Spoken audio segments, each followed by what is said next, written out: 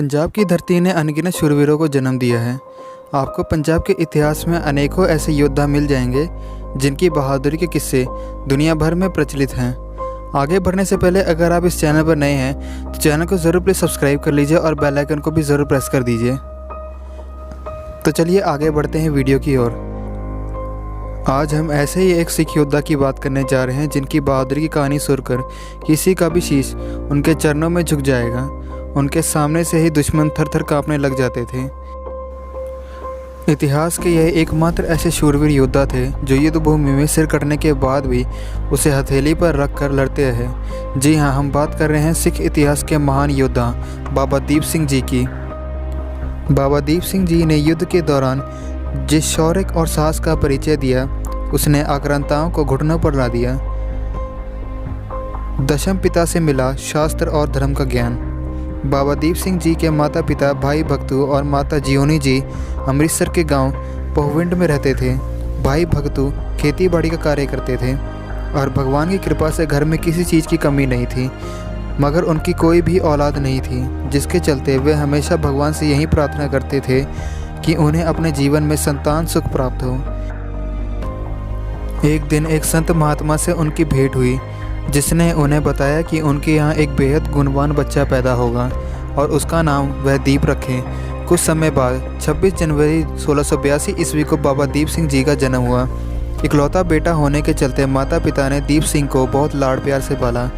जब दीप सिंह जी 12 साल के हुए तो उनके माता पिता उन्हें आनंदपुर साहिब ले गए, जहाँ पहली बार उनकी भेंट सिखों के 10वें गुरु श्री गुरु गोविंद सिंह जी से हुई। जिसके बाद दीप सिंह जी अपने माता पिता के साथ कुछ दिन वहीं रहे और सेवा देने लगे। कुछ दिनों बाद जब वापस वे जाने लगे तो गुरु गोविंद सिंह जी ने दीप सिंह के माता पिता से उन्हें यहीं छोड़ जाने को कहा। इस बात को दीप सिंह और उनके माता पिता फौरन मान गए। आनंदपुर साहिब में दीप सिंह जी ने गुरु जी के सानिध्य में सिख दर्शन और गुरु ग्रंथ साहिब का ज्ञान अर्जित किया। उन्होंने गुरमुखी के साथ साथ कई अन्य भाषाएं सीखी, यहाँ तक कि स्वयं गुरु गोविंद सिंह जी ने उन्हें घुड़सवारी, शिकार और हथियारों की शिक्षा दी।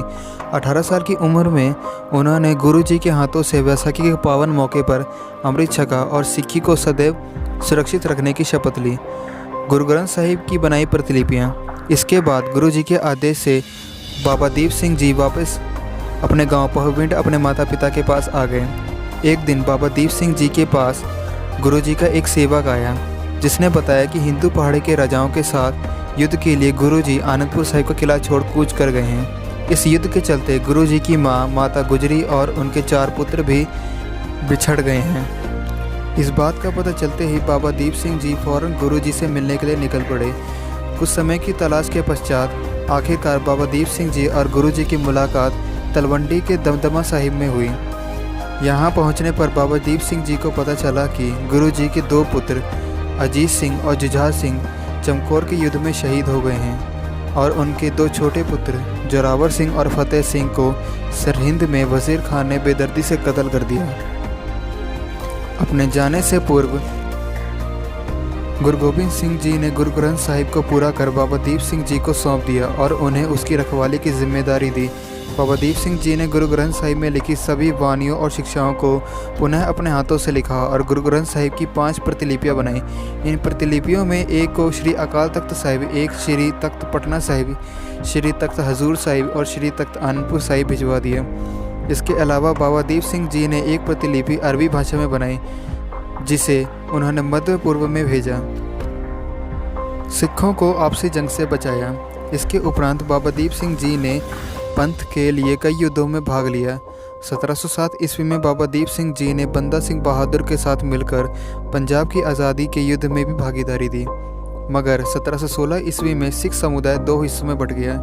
एक समुदाय था बैंदही खालसा, जो कि बंदा सिंह बहादुर को गुरु गोविंद सिंह जी का आखिरी सिख मानते थे, और दूसरे थे टट खालसा, जो कि गुरु गोविंद सिंह जी द्वारा रचित ग्रंथ साहिब को अपना गुरु मानते थे। यहाँ तक कि इन दोनों समुदायों में श्री हरमंदिर साहिब पर भी हक जमाने को लेकर झगड़े होने लगे थे। इस दौरान बाबा दीप सिंह जी ने दोनों समुदायों के बीच इस झगड़े को समाप्त करने के लिए काम किया। उन्होंने 2 पर्चियों पर एक एक समुदाय का नाम लिखकर सरोवर में फेंक दी। दोनों पर्चियों में से टट खालसा की पर्ची तैरती रही और दूसरी डूब गई। जिसके चलते बंदही खालसा समुदाय को हरमंदिर साहिब से जाना पड़ा। अब्दाली की गिरफ्त से लोगों को बचाया। 1755 ईस्वी में जब भारत में मुग़लों का आतंक बढ़ा तो लाचार लोगों की चीख पुकार सुन बाबा दीप सिंह जी के कानों तक पहुंची। दरअसल इस समय अब्दल शाह अब्दाली नाम के एक अफ़गानी शासक ने भारत में बड़ी तबाही मचाई हुई थी।